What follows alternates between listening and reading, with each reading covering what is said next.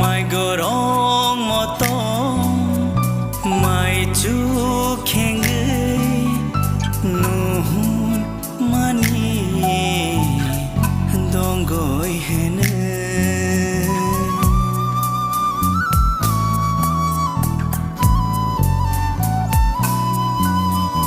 tei chang ti lo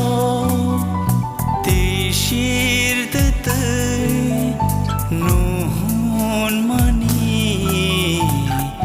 gomoi hene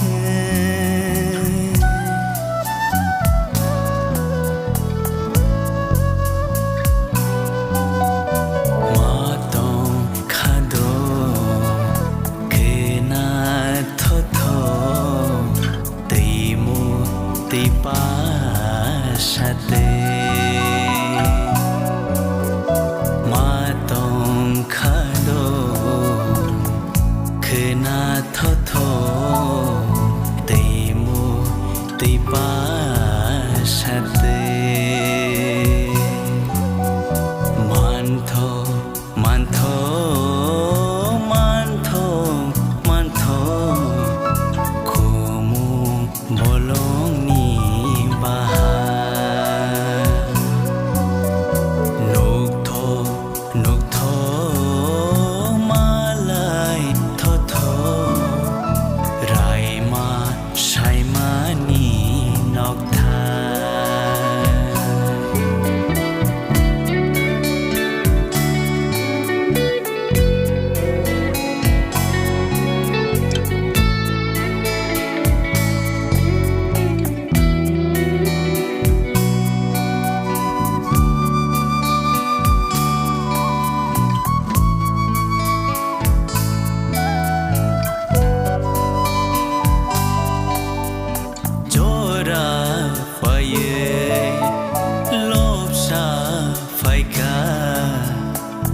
sing siari dumui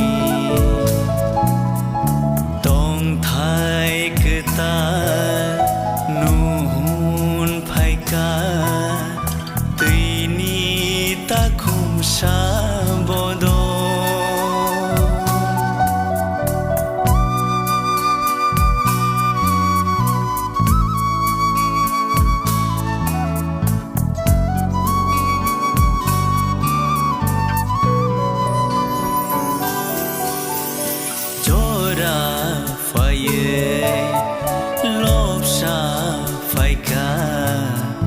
mai sing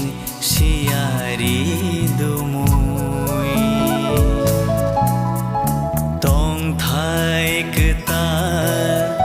nuhun phaika tuini ta khum sa bodo ki fil thang bai ka firo gi thang ka Shatum rang chang ni chumo tong su na ke bo kere khna na ke bo kere shamo kere kha kotul thang bai ka